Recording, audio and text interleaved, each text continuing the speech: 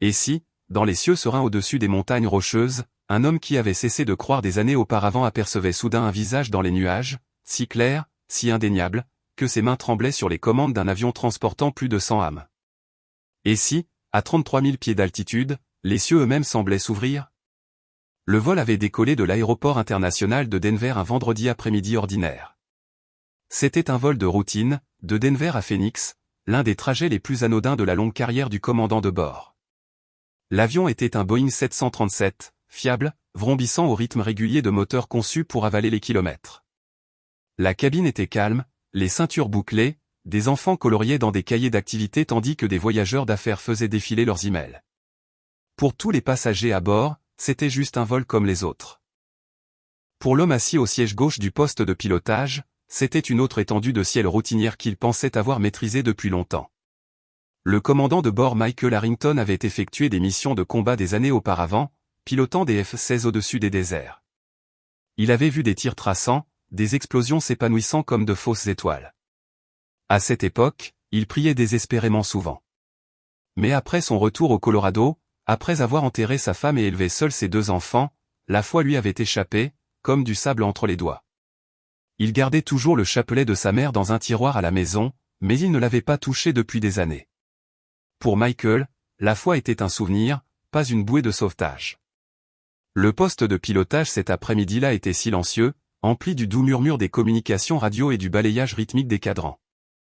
Son copilote, un jeune homme dans la trentaine, joyeux et décontracté, ajustait les réglages de navigation, vérifiant les radars météorologiques. Il n'y avait pas de cellules orageuses sur leur route, aucune turbulence prévue, juste un ciel clair et dégagé. Et pourtant, parfois, l'ordinaire déguise l'extraordinaire. Cela commença par une tache plus lumineuse dans les nuages de vent. Rien d'inhabituel au début. Les nuages se déplacent constamment, façonnés par le vent et la lumière. Mais cette tache ne se dispersa pas, ne s'éparpilla pas. Elle devint plus nette, plus brillante, formant des contours qui attiraient le regard. Le copilote se pencha en avant, plissant les yeux. « Vous voyez ça » demanda-t-il. Le commandant de bord stabilisa son regard. Son cœur se serra. La lumière se courba pour former le contour d'une silhouette, délicate, drapée, indéniablement féminine. Elle semblait se pencher en avant, les bras légèrement étendus, comme si elle observait, attendait. La main de Michael trembla sur le manche. Il cligna des yeux fort 1 fois, 2 fois, s'attendant à ce que l'image se dissolve en vapeur, mais elle persista alors même que l'avion fonçait à 800 km/h. L'instant d'après, il était de retour sur le banc de son enfance à la paroisse Sainte-Marie à Denver, fixant la statue devant laquelle sa mère s'agenouillait autrefois. Le même voile doux, le même regard bienveillant. Dans la cabine derrière lui, les passagers commençaient aussi à remarquer. Une enfant près du hublot haleta, tirant la manche de sa mère. Un adolescent leva son téléphone, cadrant la lueur. Une femme âgée serra la petite croix d'argent à son cou. La caméra montée dans le poste de pilotage, destinée uniquement à enregistrer les opérations de routine, capta tout. C'est à ce moment-là que la vie d'une centaine de personnes bascula, même si elles ne le savaient pas encore. C'est à ce moment-là que le silence tomba sur un avion rempli de bavardage et de bourdonnement, un silence qui ressemblait à de la révérence. Certains l'appelleraient plus tard une coïncidence, de la pareidolie, l'esprit humain façonnant des nuages aléatoires. D'autres jureraient que c'était un signe. Mais dans cette fragile étendue de secondes, personne ne discuta, personne ne douta. Ils se contentèrent de fixer. Pour le commandant Harrington, dont la foi s'était éteinte il y a des années, ce fut comme une main posée doucement sur son épaule, le stabilisant. Il n'osa pas parler, pas encore. Il serra juste le manche plus fort, son pouce accélérant, sa gorge sèche. Quelque chose se passait dans le ciel, et il volait droit dedans. Le journal de bord le décrivait comme le vol 227, un trajet intérieur de routine de Denver à Phoenix. Rien dans les documents ne suggérait qu'il s'agissait d'un moment historique. L'embarquement avait été ordinaire, des familles jonglant avec des poussettes, des étudiants traînant des sacs à dos, un homme d'affaires marmonnant dans son téléphone jusqu'à ce que la porte de la cabine se referme. Le genre d'ordinaire qui remplit les aéroports américains à toute heure du jour. Depuis le poste de pilotage, le commandant Michael Harrington jeta un coup d'œil en arrière 1 fois avant le roulage. Des rangées de visages lui revinrent en mémoire, le sourire de sa fille à la table du petit déjeuner, le silence obstiné de son fils à l'entraînement de football. Il pensa au paiement de l'hypothèque en attente sur son comptoir de cuisine, à l'anniversaire du décès de sa femme qui approchait. Il avait appris à sceller ses pensées en vol, les enfermant derrière le calme professionnalisme que les passagers attendaient. Mais elles étaient toujours là, vrombissant sous la surface comme un moteur silencieux que l'on ne pouvait pas arrêter. Dans la cabine, la vie se déroulait par fragments. Rangée 12, une grand-mère du Nouveau-Mexique, des grains de chapelet discrètement serrés dans sa paume, murmurant des prières pour son petit-fils déployé outre-mer. Rangée 6, un cadre de la tech tapant frénétiquement sur son ordinateur portable, déterminé à terminer une présentation avant l'atterrissage. Rangée 17, un jeune athlète universitaire noir rentrant à Phoenix après un match à l'extérieur au Colorado, les écouteurs dans les oreilles, faisant semblant de ne pas remarquer le battement nerveux dans sa poitrine à chaque fois que l'avion tressautait. Rangée 22, un chauffeur de camion de l'Oklahoma, visage buriné, main calleuse, prenant l'avion pour voir sa femme admise à l'hôpital de Phoenix. Il n'avait jamais pris l'avion auparavant, il serrait la coudoir comme s'il s'agissait d'un volant sur une autoroute orageuse. Rangée 8, une mère célibataire essayant de distraire son tout-petit avec des livres d'images et des crackers en forme de poisson, déjà épuisée par l'écart de travail et la parentalité. C'était l'Amérique en miniature, diverse, pressée, pleine d'espoir, fatiguée. Des gens qui ne se rencontreraient peut-être jamais au sol partageaient maintenant la même fragile coque d'aluminium fendant le ciel. Michael avait volé pendant 15 ans dans l'armée de l'air avant de rejoindre l'aviation commerciale. Son carnet de vol comptait des milliers d'heures. Il se faisait une fierté de son contrôle, de sa précision, de son ordre. Dans son monde, tout avait une liste de contrôles, volets, carburant, hydraulique, météo. Ce qu'il ne pouvait pas contrôler la maladie soudaine de sa femme, le silence qui avait empli sa maison après il l'avait enfoui sous la routine. Le copilote, Brian Campbell, était différent. Plus jeune, seulement 8 ans dans le cockpit, avec un sourire facile et une bague de mariage toute neuve encore brillante.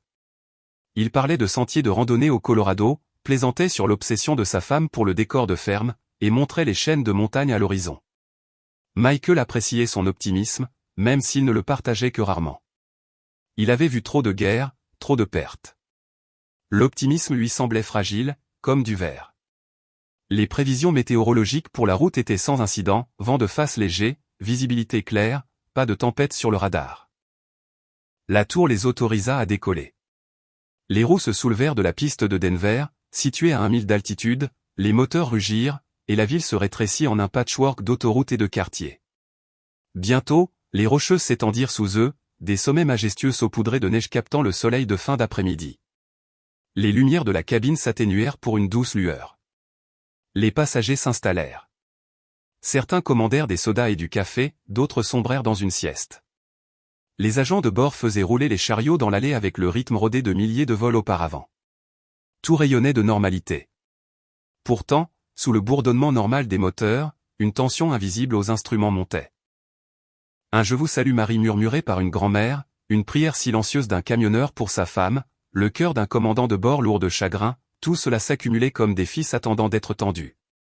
Si quelqu'un sur ce vol avait été averti que dans l'heure, tout l'avion tomberait dans le silence à la vue de quelque chose d'inexplicable, il aurait ri. Les nuages étaient des nuages, après tout. Le ciel était routine, juste de l'air et de la lumière du soleil. Mais la vérité de ce jour prenait déjà forme au-dessus des rocheuses où les courants d'air et de lumière convergeaient. Une histoire plus ancienne que la science et plus jeune que chaque enfant à bord se préparait à éclater dans leur monde. Et quand cela se produirait, personne pilote, passager, croyant, sceptique ne resterait inchangé. À 33 000 pieds, le monde extérieur au poste de pilotage était une toile d'un bleu infini. Les rocheuses s'estompaient derrière eux, remplacées par des plateaux désertiques s'étendant vers l'Arizona. Tout semblait stable, prévisible, le genre de vol qui berçait passagers et équipage dans la routine. À l'intérieur du poste de pilotage, le commandant Michael Harrington était assis en silence, les mains détendues mais fermes sur les commandes. Son copilote, Brian Campbell, se pencha en avant, scannant le radar météorologique, puis jeta un coup d'œil par le hublot. Son ton changea, n'étant plus aussi décontracté. « Commandant, dit-il doucement, vous voyez ça ?» Michael suivit son regard. Au début, ce n'était rien d'inhabituel, juste un amas de nuages de vent, éclairci par le soleil couchant. Mais au fil des secondes, la lumière et l'ombre commencèrent à s'arranger en une forme qui attirait le regard. Le commandant plissa les yeux, se concentrant à travers l'éblouissement. Ce n'était pas seulement un nuage, c'était une forme, la courbe d'un voile, la pente d'épaule, l'impression d'yeux, stable et bienveillant, fixant l'avant comme s'ils étaient dirigés directement sur le poste de pilotage.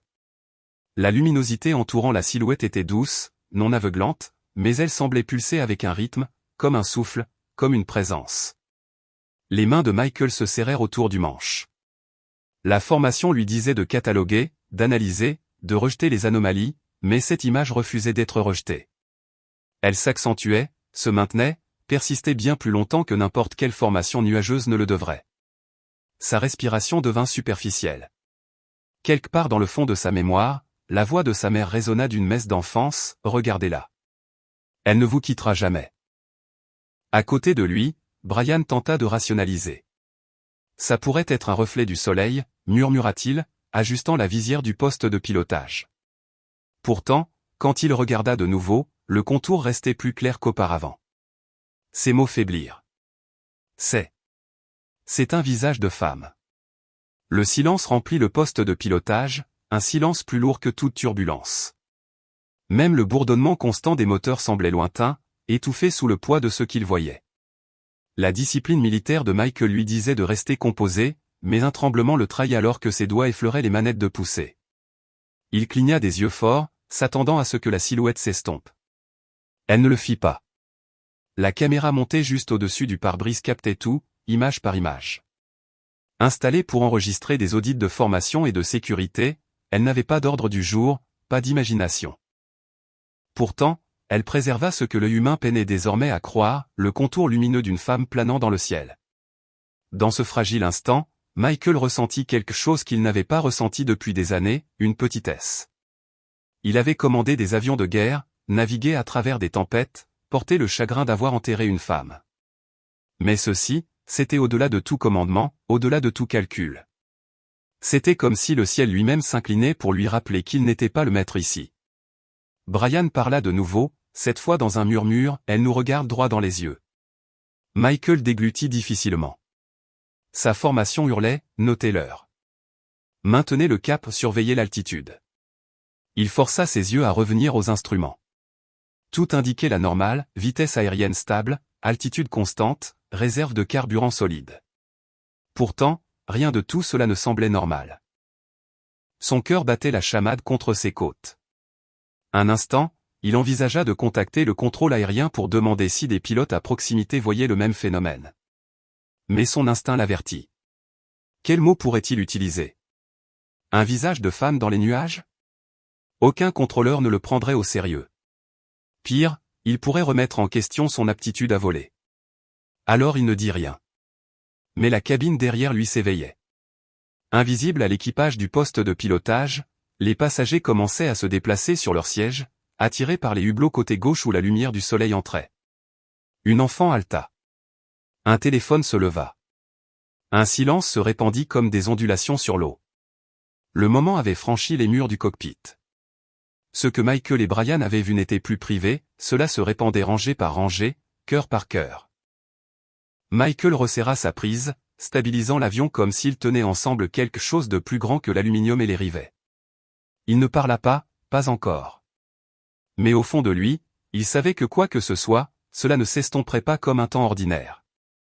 C'était venu pour eux, et ce n'était que le début. Au début, ce fut le halètement d'un enfant qui brisa le bourdonnement ordinaire de la cabine. Rangée 14, côté gauche. Une petite fille pressa son front contre le hublot, ses crayons glissant au sol. « Maman » murmura-t-elle en tirant la manche de sa mère. « Regarde. » Sa mère se pencha, s'attendant à l'habituel, peut-être la forme d'une montagne ou la lueur du coucher de soleil sur les nuages. Au lieu de cela, elle se figea, les lèvres entr'ouvertes, les yeux écarquillés. Le contour dans les nuages n'était pas un simple effet d'optique. C'était une silhouette, féminine, drapée, lumineuse d'une manière que la seule lumière du soleil ne pouvait expliquer. La nouvelle se répandit comme une vague silencieuse. Un homme d'affaires en costume se pencha par-dessus l'allée, curieux. Deux athlètes universitaires rangèrent leurs écouteurs. La main d'une grand-mère trembla alors qu'elle serrait son chapelet, les lèvres bougeant sans un son. Le silence s'épaissit. Un avion n'est jamais vraiment silencieux, le ronronnement des moteurs, le bruissement des bouches d'aération, le cliquetis occasionnel des tasses. Mais maintenant, les voix s'éteignirent. Même les enfants cessèrent de gigoter. Une étrange révérence s'installa rangée après rangée. Au rang 22, le camionneur de l'Oklahoma était assis, rigide, les mains crispées sur les accoudoirs. Il n'avait jamais pris l'avion auparavant. La turbulence avait été sa plus grande peur. Maintenant, ses yeux lui piquaient de larmes inattendues. C'est elle, marmonna-t-il, bien qu'il n'aurait pas pu dire pourquoi il en était si certain. Il pensa à sa femme sur un lit d'hôpital à des kilomètres de là et ressentit une soudaine bouffée de paix, comme si quelqu'un avait posé une main ferme sur son dos. Au rang 6, le cadre de la tech cligna des yeux, secouant la tête. Il sortit son téléphone, cadrant le hublot. Ce ne sont que des nuages, insista-t-il, à moitié pour lui-même, à moitié pour l'hôtesse de l'air nerveuse à proximité. Lumière, ombre, nos cerveaux créent des motifs. Pourtant, lorsque l'image remplit son écran, nette et indubitable, sa voix se brisa. Mais ça lui ressemble vraiment. Deux athlètes universitaires diffusèrent la scène en direct, leur bravade habituelle en volée. L'un murmura à la caméra, « Je ne vais même pas à l'église, mec, mais ça, c'est fou. » En quelques minutes, les téléspectateurs taperaient frénétiquement dans les commentaires, mais pour l'instant, ce n'était que de l'émerveillement brut capturé par des mains tremblantes. Une jeune mère au rang 8 ferma les yeux, des larmes coulant sur ses joues alors qu'elle serrait son tout petit contre elle. Elle n'était pas catholique, pas même religieuse, mais quelque chose dans ce regard calma l'épuisement dans ses os. Elle murmura, « On dirait qu'elle nous regarde. » Les agents de bord échangèrent des regards inquiets. Ils avaient été formés aux urgences médicales, aux passagers indisciplinés, même aux détournements potentiels, mais pas à cela. L'une d'entre elles, une femme nommée Alicia, se stabilisa contre la paroi de la cuisine, fixant le hublot les yeux écarquillés. Plus tard, elle admettrait avoir ressenti une chaleur dans sa poitrine, quelque chose comme une voix qui disait « Vous n'êtes pas seul ».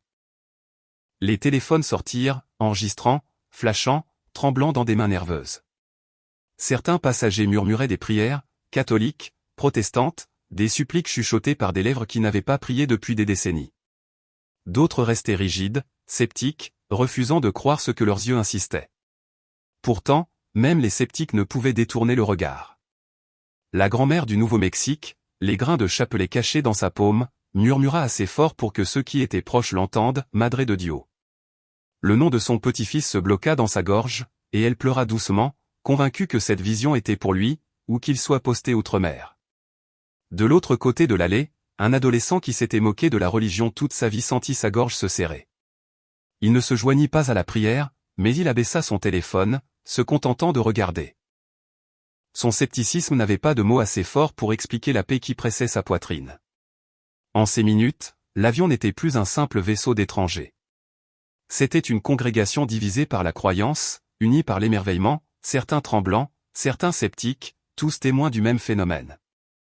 Et tout aussi vite que l'émerveillement se répandit dans la cabine, quelque chose d'autre suivit, la conscience que des caméras tournaient, que ce moment ne resterait pas confiné à ces parois d'aluminium. Ce n'était qu'une question de temps avant que le monde extérieur ne voie ce qu'il voyait. Pour l'instant, cependant, il se contentait de fixer. Une centaine d'âmes suspendues entre terre et ciel, regardant un visage dans les nuages que personne ne pouvait expliquer. Au moment où les roues touchèrent le sol à Phoenix, l'instant n'était plus confiné à la cabine. Il s'était déjà échappé par les pixels, les flux en direct, les vidéos tremblantes de téléphone qui se brouillaient avec les turbulences, mais captaient toujours la lueur impossible. L'un des athlètes universitaires était passé en direct sur TikTok. Sa voix se brisa alors qu'il murmurait, « Regardez, regardez les nuages. C'est elle. Je jure que c'est elle. » En quelques minutes, des milliers de spectateurs inondaient les commentaires, cœurs, émojis de prière, incrédulité. Au moment où l'avion roulait vers la porte, la vidéo avait dépassé le 1 million de vues. Sur Facebook, une grand-mère a mis en ligne sa courte vidéo tremblante. « C'est arrivé sur notre vol », a-t-elle tapé, les mains tremblantes en appuyant sur « Publier ». En 1 heure, des parents au Texas la partageaient avec des légendes telles que « Un miracle dans le ciel ». Twitter, rapide et impitoyable, s'est immédiatement scindé. Mary in the Clouds était en tête des tendances le soir même, soutenue par des croyants qui inondaient la chronologie d'Alléluia.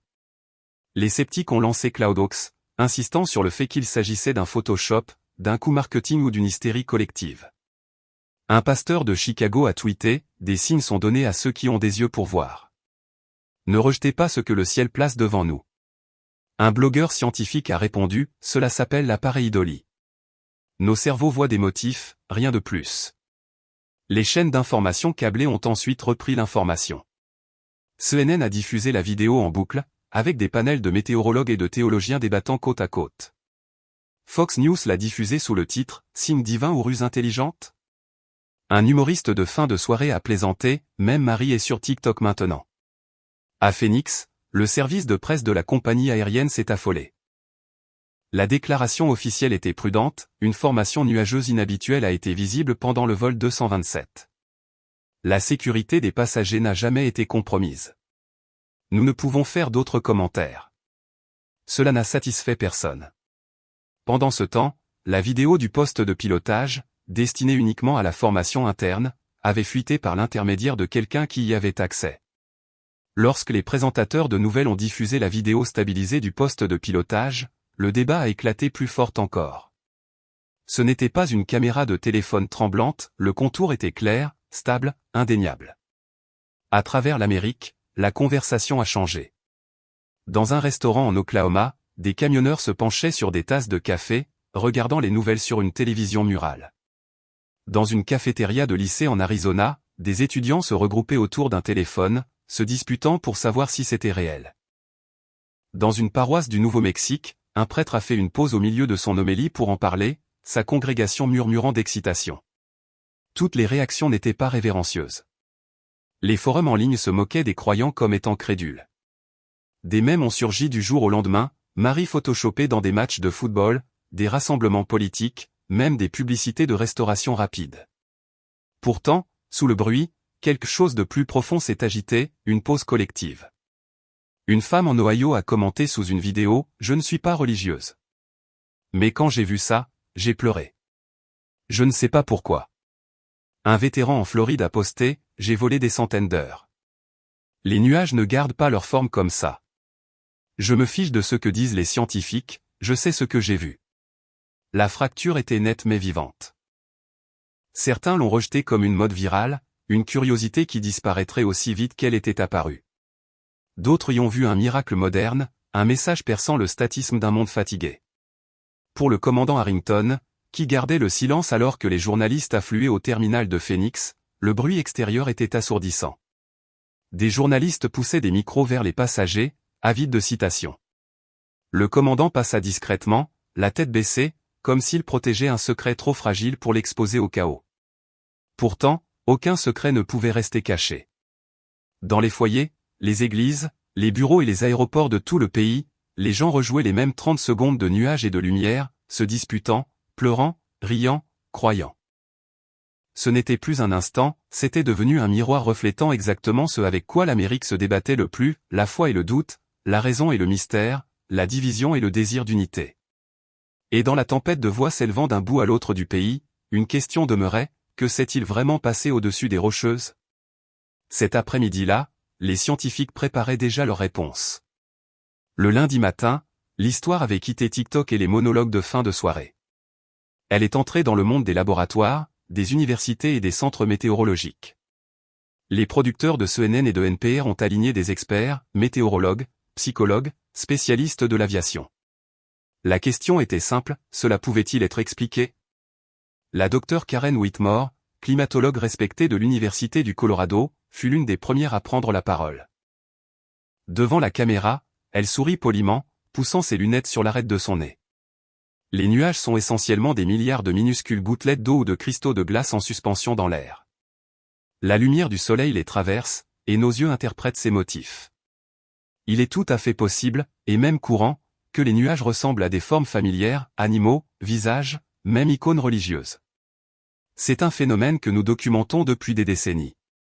Son explication était mesurée, rassurante. Elle a montré des images satellites expliquant comment les vents de haute altitude cisaillent et étirent les couches de nuages en forme transitoire. Considérez le ciel comme la toile d'un artiste. Le vent est le pinceau, la lumière du soleil la peinture, notre cerveau fait le reste.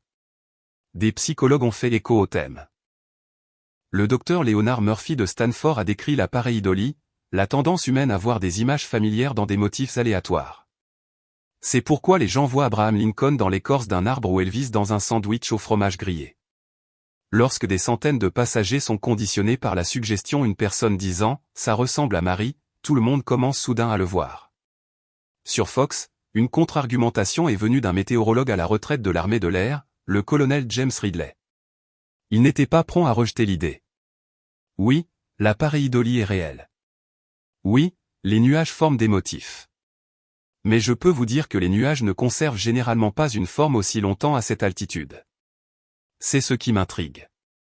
Les rapports suggèrent que cela a duré plusieurs minutes, stable et distinct. C'est inhabituel. Les sceptiques en ligne ont amplifié les voix scientifiques. Une chaîne YouTube populaire a intitulé sa vidéo « Débunker, Marie dans les nuages n'est que de la physique ». L'animateur a montré aux téléspectateurs des schémas de diffusion de la lumière, et même des simulations de nuages générés par des modèles informatiques. Rien de surnaturel ici, a-t-il insisté, juste la météo et l'imagination humaine. Et pourtant, plus les experts expliquaient, plus le mystère semblait s'épaissir. Pour chaque diagramme de réfraction de la lumière, il y avait des témoignages de passagers décrivant une étrange paix inondant la cabine. Pour chaque conférence sur la pareidolie, il y avait la persistance tenace de séquences vidéo, claires, nettes, non éditées, montrant un contour trop exact pour être facilement rejeté. Les nouvelles locales à Phoenix ont interviewé des passagers à la sortie des bagages. Une jeune femme secoua la tête. J'ai entendu le scientifique, mais je sais ce que j'ai ressenti. J'ai volé 100 fois, je n'ai jamais pleuré en regardant les nuages auparavant. C'était différent. Un animateur de radio catholique a posé le dilemme, la science peut expliquer comment les gouttelettes d'eau dispersent la lumière, mais peut-elle expliquer pourquoi un athée endurci a serré sa poitrine et murmuré une prière? Pour la première fois depuis des années, même au sein de la communauté scientifique, des nuances ont fait surface. La Dr Whitmore a ensuite admis dans un éditorial, la science offre des mécanismes, pas des significations. Nous pouvons expliquer le comment, pas toujours le pourquoi. Pour beaucoup de gens, le sens importe davantage. Cette phrase a touché une corde sensible. Elle a rappelé aux téléspectateurs que les données pouvaient cartographier la physique d'une tempête, mais pas le tremblement dans la voix d'un père lorsqu'il appelait sa fille après avoir vu le ciel. Au fil des jours, une vérité est devenue claire, la science pouvait offrir des cadres logiques, mais elle ne pouvait effacer l'impact brut de ce qui s'était passé au-dessus des Rocheuses. La nation avait entendu les scientifiques. Certains se sont sentis rassurés, d'autres non convaincus. Mais la conversation était loin d'être terminée, car pour des millions d'Américains, la question suivante n'était pas sur la météorologie, elle portait sur la foi. Tandis que les scientifiques remplissaient les ondes de graphique et de terminologie, un autre chœur de voix commença à s'élever, des voix venant des chaires, des stations de radio et des sous-sols d'églises à travers l'Amérique. Pour eux, la question n'était pas de savoir si les gouttelettes d'eau pouvaient imiter un visage.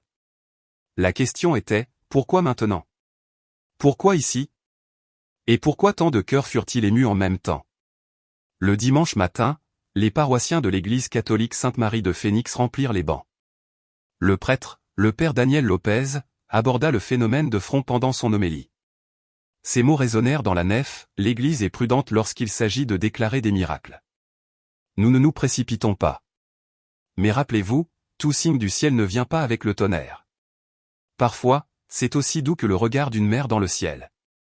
Si cette image a rappelé à une seule âme que Dieu est proche, alors elle a déjà fait son œuvre. À Houston, un pasteur baptiste nommé Révérend Cole adopta une approche différente. Il diffusa un sermon en ligne. Certains se moqueront, disant que les nuages ne sont que des nuages. Et peut-être le sont-ils. Mais le livre de Joël nous dit que Dieu répandra son esprit sur toute chair, et nous verrons des visions. Si des milliers d'Américains sont incités à prier à cause d'un nuage, n'est-ce pas l'Esprit de Dieu qui agit? Les émissions de radio évangélique bourdonnaient d'appels. Une femme de l'Ohio raconta en larmes, « J'ai été élevée protestante, je n'ai jamais prié le chapelet, mais quand j'ai vu cette vidéo, j'ai ressenti la paix pour la première fois depuis des années. Peut-être que Marie est vraiment une mère pour nous tous. » Un animateur sceptique fit une pause, puis répondit doucement, « Peut-être que le Seigneur sait comment atteindre chacun de nous dans la langue de notre cœur. » La hiérarchie catholique, plus mesurée, rappela aux fidèles que le discernement prend du temps. Un évêque du Texas parla à un journal local. Il est peu probable que l'Église enquête sur cela comme une apparition formelle, mais cela ne signifie pas que c'est insignifiant. Dieu utilise souvent la nature pour nous éveiller. Pensez au buisson ardent pour Moïse, à l'étoile au-dessus de Bethléem. Les signes dans les cieux ne sont pas nouveaux. Ce qui compte, c'est ce que nous en faisons. En même temps, des communautés plus petites ont embrassé l'histoire de tout cœur. Dans une paroisse hispanique du Nouveau-Mexique, des grands-mères allumaient des bougies sous une statue de Notre-Dame de Guadalupe, murmurant que Marie était venue réconforter ses enfants une fois de plus.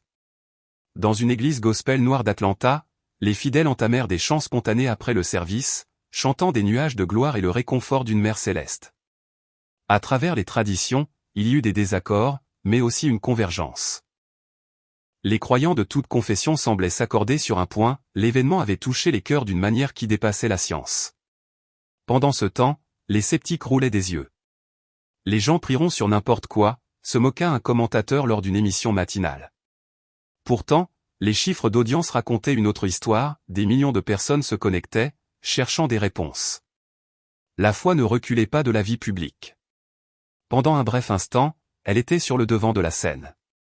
Pour le commandant Michael Harrington, les voix du clergé et des commentateurs se confondaient.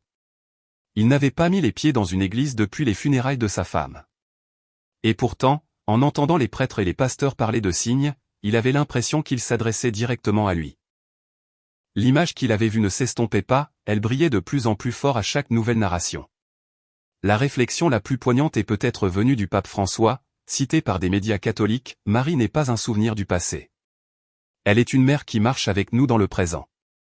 Pour beaucoup, le nuage au-dessus des Rocheuses est devenu une parabole vivante de cette vérité. Les chefs religieux ont appelé à la prudence contre le sensationnalisme, mais aucun ne pouvait nier les fruits, des familles priant ensemble, des jeunes parlant de Dieu en ligne, des étrangers dans les aéroports partageant des témoignages. Et ainsi, tandis que les scientifiques mesuraient les gouttelettes et les réfractions, les croyants mesuraient autre chose, le pouls des cœurs éveillés. C'est dans cet éveil que l'histoire a commencé à passer du débat à la transformation, car pour certains de ceux qui se trouvaient à bord de ce vol, l'image dans les nuages n'était pas seulement un titre de journal. C'était le moment où leur vie commençait à changer. Dans les jours qui suivirent le vol, les gros titres s'estompèrent et les débats firent rage. Mais pour ceux qui avaient été assis dans cette coque d'aluminium au-dessus des Rocheuses, l'événement était plus qu'un débat. C'était personnel. C'était une blessure touchée, un silence brisé, un murmure auquel on avait répondu. Le commandant Michael Harrington se retrouva seul chez lui à Denver 2 nuits plus tard. La maison était silencieuse, comme elle l'avait été depuis le décès de sa femme. Sur le comptoir de la cuisine, à côté de factures impayées et de courriers non ouverts, gisait le vieux chapelet de sa mère. Il ne l'avait pas touché depuis des années. Cette nuit-là, sans le prévoir, il le prit. Les perles lui semblèrent lourdes, froides, vivantes dans ses mains. Ses lèvres tremblèrent alors qu'il murmurait le premier « Je vous salue Marie » qu'il ait prononcé depuis qu'il était enfant. Ce n'était pas poli, ce n'était pas fluide, mais c'était réel. Pour lui, le visage dans les nuages n'avait pas été abstrait. Ce fut une main sur son épaule, le stabilisant dans le poste de pilotage, lui rappelant que même un homme qui se croyait maître des cieux était encore un enfant ayant besoin d'une mère. Au sol en Oklahoma, le camionneur qui avait si fortement serré la coudoir dit à sa fille au téléphone, « Quand je l'ai vue, j'ai su que ta maman allait s'en sortir. » Sa femme avait subi une intervention chirurgicale à Phoenix. Le pronostic était incertain, mais il parlait avec un calme qu'il n'avait jamais connu. « Je ne dis pas que je deviens religieux du jour au lendemain, » ajouta-t-il, « mais je sais que quelqu'un nous observe. » Pour un homme qui n'avait fait confiance qu'à la route et à ses propres mains, l'expérience fut une sorte d'abandon. L'athlète universitaire dont la diffusion en direct avait fait le tour de TikTok donna un témoignage différent. De retour à son dortoir, des amis le taquinèrent pour avoir murmuré des prières devant la caméra, mais il admit tranquillement, « Je ne sais pas pourquoi je l'ai fait. J'ai juste senti que je devais le faire. » Pour la première fois de sa vie d'adulte, il entra dans une chapelle du campus, se glissa dans le dernier banc et s'assit en silence. Il ne savait pas comment prier, alors il laissa le silence le faire pour lui. Une grand-mère du Nouveau-Mexique, qui avait prié pour son petit-fils en uniforme, reçut plus tard un appel inattendu. Il lui dit qu'il avait survécu à une rencontre difficile outre-mer la même semaine. Elle pleura, convaincue que les deux événements étaient liés. Pour elle, le nuage n'était pas seulement un signe, c'était une prière exaucée. Même les sceptiques ressentirent l'onde de choc. Le cadre de la tech qui avait murmuré à propos de « simple nuage » admis dans une interview de podcast, je ne crois pas aux visions. Vraiment pas. Mais honnêtement, je n'ai pas pu me débarrasser de ce que j'ai ressenti. Je n'ai pas de cadre pour l'expliquer. Je sais juste que quelque chose a bougé en moi. Il rit nerveusement, puis ajouta, j'ai serré mon fils plus fort ce soir-là. C'est peut-être assez d'un miracle pour l'instant. L'hôtesse de l'air, Alicia, écrivit dans son journal, j'étais formée pour rester calme en cas d'urgence, mais ce n'était pas de la turbulence. Ce n'était pas un incendie. Ce n'était pas médical.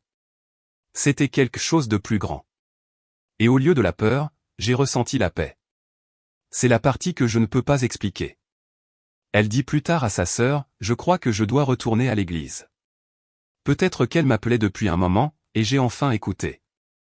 Ces histoires n'ont pas fait la une des journaux. Elles n'ont pas été débattues sur les panels câblés ou disséquées par les sceptiques en ligne. Elles se sont déroulées tranquillement dans les cuisines, les chambres d'hôpital, les chapelles universitaires, dans la douce solitude de la maison vide d'un pilote. Et pourtant, prises ensemble, elles formaient le véritable cœur de l'événement. Car au-delà de la forme du nuage, au-delà des clips viraux et des hashtags, ce qui importait était ceci, des vies avaient changé. Des murs avaient été fissurés. Des cœurs s'étaient ouverts. Pour ceux qui avaient regardé par les hublots du vol 227 et vu son regard, la question n'était plus, était-ce réel? La question était, qu'est-ce que j'en fais maintenant? Et bientôt, leurs fragiles éveils seraient mis à l'épreuve, non par des critiques en ligne, non par des scientifiques et des studios, mais par le ciel lui-même. Le nuage s'était estompé depuis longtemps à l'horizon, mais son souvenir persistait dans chaque siège. Les passagers chuchotaient moins, bougeaient moins, comme si chacun portait quelque chose de fragile dans sa poitrine. Pourtant, le ciel n'en avait pas fini avec eux. En traversant le nord de l'Arizona, le calme fit place à la turbulence. Au début, c'était subtil, une ondulation sous les ailes, un frisson à travers les tasses de café. Le voyant de ceinture de sécurité clignota avec son carillon familier. La voix calme d'une hôtesse de l'air résonna dans la cabine, « Mesdames et messieurs, veuillez regagner vos sièges et attacher vos ceintures de sécurité. » Mais les secousses devinrent plus vives. L'avion tressauta soudainement, faisant trembler les compartiments à bagages. Un enfant cria, des ordinateurs portables se refermèrent, des mains s'agrippèrent aux accoudoirs. Dans le poste de pilotage, la mâchoire de Michael Harrington se serra alors que le radar s'illuminait d'une cellule de convection inattendue.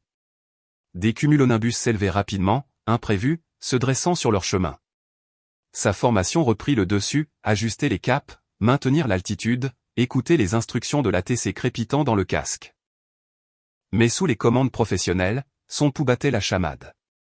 Brian, le copilote, marmonna, cette tempête n'était pas sur la dernière mise à jour. Sa voix tendue mais stable alors qu'il parcourait les listes de contrôle. À l'intérieur de la cabine, la panique couvait.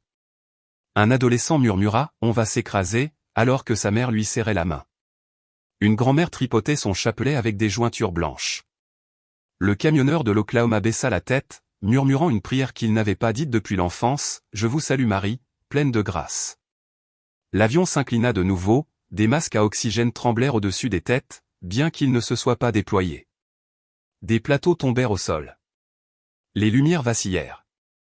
Et dans cette terreur suspendue, quelque chose d'extraordinaire se produisit. Des voix s'élevèrent, non pas des cris, mais des prières, catholiques, protestantes, des suppliques murmurées par des lèvres qui avaient depuis longtemps oublié la prière. La jeune mère au rang 8 serra son tout petit, murmurant, « Reste avec moi, Seigneur ». Un athlète universitaire joignit les mains sur ses genoux, tremblant, murmurant les mots que sa grand-mère lui avait autrefois enseignés. Pour Michael dans le poste de pilotage, la tempête était technique, un labyrinthe de données, d'angles, de cisaillements de vent. Pourtant, dans sa poitrine, autre chose s'agitait. Contre le rugissement des moteurs et le bip des instruments, il entendit un écho plus silencieux, « N'aie pas peur. Je suis avec toi. » Il ne le prononça pas à voix haute, mais ses tremblements s'apaisèrent. Ses mains se stabilisèrent sur le manche. Brian le regarda, intrigué par le calme soudain sur le visage de son commandant. Puis, comme sur commande, la tempête s'ouvrit. Un couloir se forma à travers les cumulonimbus, la lumière du soleil jaillissant comme de l'or liquide de chaque côté. Le chemin était étroit mais clair, encadré comme sculpté par une main invisible. Michael y guida l'avion, en douceur, avec précision. La turbulence s'apaisa, le rugissement s'adoucit, l'avion se stabilisa. Dans la cabine, le silence se transforma en rire nerveux de soulagement. Les masques à oxygène s'immobilisèrent, les chapelets se desserrèrent, les yeux se fermèrent de gratitude. La grand-mère murmura à la femme à côté d'elle, « Elle nous a fait traverser. » Le camionneur s'essuya rudement le visage avec sa manche, ne voulant pas admettre qu'il avait pleuré. L'athlète marmonna dans la caméra de son téléphone, la voix brisée, « On a réussi.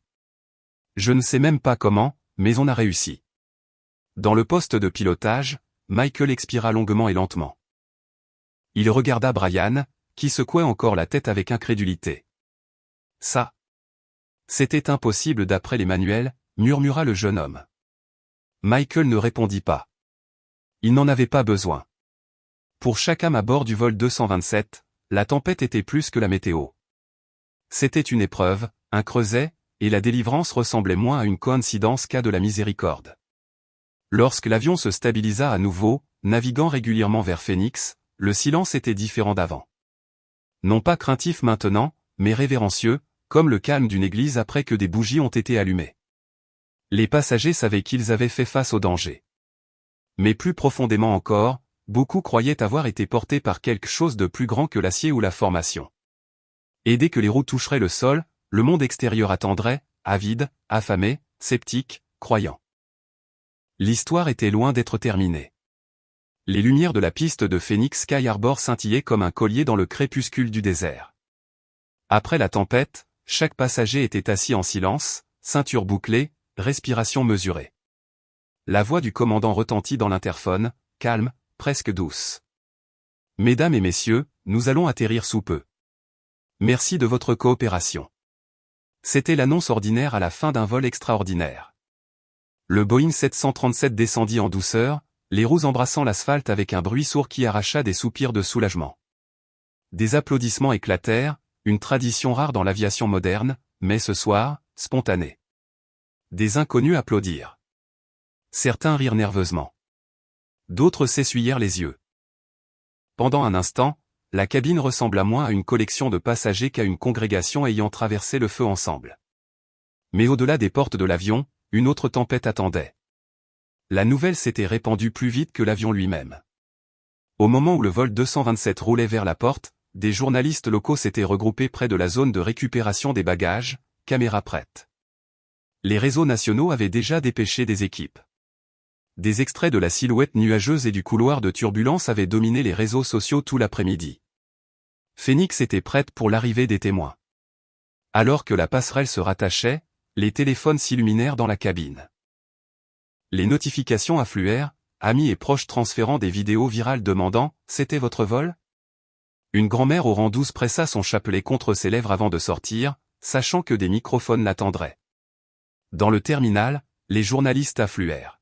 « Madame, qu'avez-vous vu là-bas » demanda un journaliste à la jeune mère, serrant son tout petit. Elle hésita, puis dit doucement « Je ne sais pas comment l'appeler, mais j'ai senti que nous n'étions pas seuls là-haut. » Ces mots, simples et tremblants, firent la une des journaux du soir avant même que ses bagages ne soient sortis du carrousel. L'athlète universitaire qui avait diffusé le phénomène en direct fut conduit sous les projecteurs des caméras. « Avez-vous vraiment cru que c'était Marie » pressa un journaliste. Il hocha la tête, la mâchoire serrée, les yeux rougis. « J'ai d'abord cru que c'était une blague, mais quand j'ai regardé, oui, je crois que c'était elle. » Peu importe qui se moque. Son clip redevint viral, cette fois sous des légendes comme « du doute à la fois à 33 000 pieds ». À l'intérieur du poste de pilotage, le commandant Harrington évita les journalistes. Il traversa rapidement la sortie du personnel, casquette basse, uniforme impeccable, mais les yeux lourds. Il n'était pas prêt à faire de son changement intérieur une histoire publique. Pourtant, même en silence, la spéculation le suivait. Les présentateurs de nouvelles le désignèrent comme « le capitaine qui a été témoin du miracle ». Pendant ce temps, les émissions nationales accentuaient la division. CNN diffusa des témoignages de passagers aux côtés de météorologues expliquant la réfraction. Fox News le présenta comme un choc culturel entre la foi et le scepticisme. Sur MSNBC, un théologien demanda « Pourquoi cette nation désire-t-elle si profondément des signes du ciel ?» Même les émissions de fin de soirée s'en mêlèrent. L'une d'elles plaisanta « L'Amérique s'accorde enfin sur quelque chose, Marie est apparue sur un vol Southwest. » Les rires résonnaient, mais derrière eux se cachait la fascination. Dans les salons à travers le pays, les familles se disputaient autour des tables du dîner. Certains se moquaient, juste des nuages. D'autres murmuraient, mais et si? Les réseaux sociaux s'agitaient avec des hashtags, Marie dans les nuages, miracle de Phénix, vol 227. Les églises signalèrent une augmentation soudaine de la fréquentation ce week-end-là. Pasteurs et prêtres remarquèrent des visages inconnus se glissant dans les bancs. Certains venaient par curiosité, d'autres par une faim suscitée par 30 secondes de ciel. La compagnie aérienne, affolée, publia un second communiqué, la sécurité des passagers a été maintenue à tout moment. Nous respectons les interprétations personnelles des personnes à bord du vol 227. C'était un langage d'entreprise, sans âme et sûr. Mais le public n'écoutait pas les communiqués de presse, il écoutait les passagers. Leur voix était brute, cassée, humaine. Et au fil des jours, une vérité devint inéluctable, ce qui avait commencé comme une expérience privée dans un avion était devenu une conversation nationale. Une question plus grande que l'aviation, plus grande que la météo. Une question de sens, d'unité et de croyance. Pour beaucoup, l'atterrissage à Phoenix n'était pas une fin, c'était le début de quelque chose qui s'agitait à travers le pays. Et cette nuit-là, dans une petite chapelle d'aéroport juste derrière la récupération des bagages, une poignée d'étrangers du vol 227 se glissèrent à l'intérieur, cherchant non pas des caméras, mais la paix. Cachés derrière l'agitation de la zone de récupération des bagages et les comptoirs de restauration rapide de l'aéroport international de Phoenix Sky Harbor, se trouvait une petite chapelle interconfessionnelle. La plupart des voyageurs ne la remarquaient jamais. Cette nuit-là, cependant, ses portes s'ouvrirent à un flux silencieux de passagers du vol 227. La grand-mère du Nouveau-Mexique fut la première à entrer. Son chapelet pendait à son poignet alors qu'elle se glissait dans un banc, murmurant des remerciements pour un petit-fils toujours en sécurité outre-mer. Un instant plus tard, le camionneur de l'Oklahoma entra, sa veste en jean sentant encore légèrement le diesel, les yeux cerclés de rouge. Il ne s'agenouilla pas tout de suite, il ne savait pas comment, mais finalement il baissa la tête et laissa ses épaules s'affaisser. Une jeune mère arriva ensuite, son tout petit sur la hanche. Elle n'avait aucune formation religieuse, aucune prière répétée, mais elle posa son enfant à côté d'elle sur le banc, murmurant « Merci, qui que vous soyez. » Merci. Deux athlètes universitaires s'engouffrèrent, toujours vêtus de leur suite d'équipe, leur téléphone enfin rangé. L'un murmura « Mec, je ne sais pas ce que je fais ici. » L'autre haussa les épaules, s'assit et joignit maladroitement les mains. Ils tombèrent tous deux dans le silence, leur respiration lourde dans le calme. Puis vint un homme d'affaires juif, une kippa posée soigneusement sur sa tête. Il hocha la tête respectueusement devant le crucifix au mur et ouvrit son livre de prière. Il ne voyait aucune contradiction à être là, seulement la fraternité. Même le cadre de la tech, qui avait bruyamment disserté dans l'avion sur la pareidolie et la diffusion de la lumière, se glissa par la porte de la chapelle. Il ne s'agenouilla pas. Il s'assit simplement au dernier rang, fixant les bougies vacillantes le long du mur. Quelque chose dans son visage s'était adouci, la tension autour de sa bouche s'était relâchée.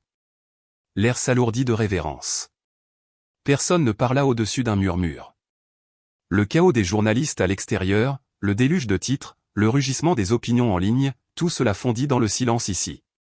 Des étrangers qui, quelques heures auparavant, n'étaient rien de plus que des attributions de siège, étaient maintenant liés par une vérité tacite, ils avaient vu quelque chose ensemble, et cela les avait changés. Une hôtesse de l'air, Alicia, alluma silencieusement une bougie. Sa flamme dansa contre le vitrail, peignant leur visage de couleur chaude. Elle murmura un psaume que sa grand-mère lui avait autrefois enseigné, les larmes brillant mais ne tombant pas. À l'avant, la grand-mère commença à fredonner doucement, Ave Maria. À sa surprise, d'autres se joignirent à elle, ne connaissant pas tous les mots, mais faisant écho à la mélodie. Le son s'entrelaça dans la chapelle comme un fil rapprochant les cœurs.